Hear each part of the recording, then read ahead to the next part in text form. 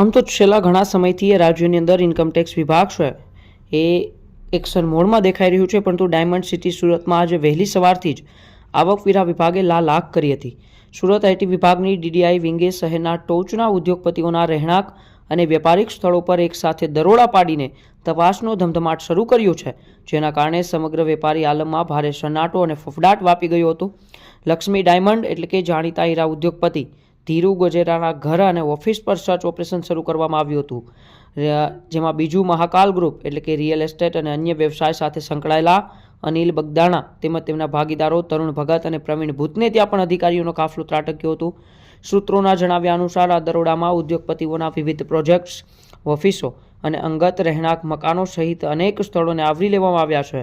વહેલી સવારથી જ થયેલા કાર્યવાહીમાં મોટા પાયે વાંધાજનક દસ્તાવેજો, ડિજિટલ ડેટા અને કરોડોના બેનામી વ્યવહારો મળી આવવાની શક્યતા છે. આ મેગા સર્ચ ઓપરેશનને પગલે સુરતના રિયલ એસ્ટેટ અને ડાયમંડ માર્કેટમાં ચર્ચાઓનું બજાર પણ ગરમ થયું છે.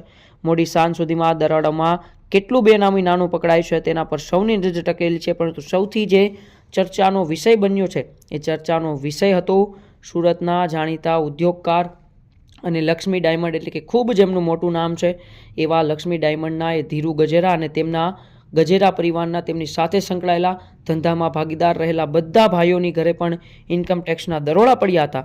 અને ડાયમંડ ઓફિસથી લઈને ધીરુ ગજેરાના ઘર સુધી એ ઇન્કમટેક્સના પડ્યા તે દરોડાને લઈને હવે કેટલા બેનામી એ મિલકત મળે છે, બેનામી મિલકતના એ ડોક્યુમેન્ટ્સ મળે છે. ડોક્યુમેન્ટને આધારે હવે ઇન્કમટેક્સ વિભાગ આગામી સમયમાં શું મોટી કાર્યવાહી કરે છે અને ધીરુ ગજેરાથી લઈને અન્ય હજી કેટલી ડાયમંડ કંપનીઓ છે અથવા રિયલ એસ્ટેટ સાથે સંકળાયેલી કંપનીઓ ઉપર પણ ઇન્કમટેક્સ કાર્યવાહી કરે છે કે નહીં તેની ઉપર સૌની નજર રહેલી છે.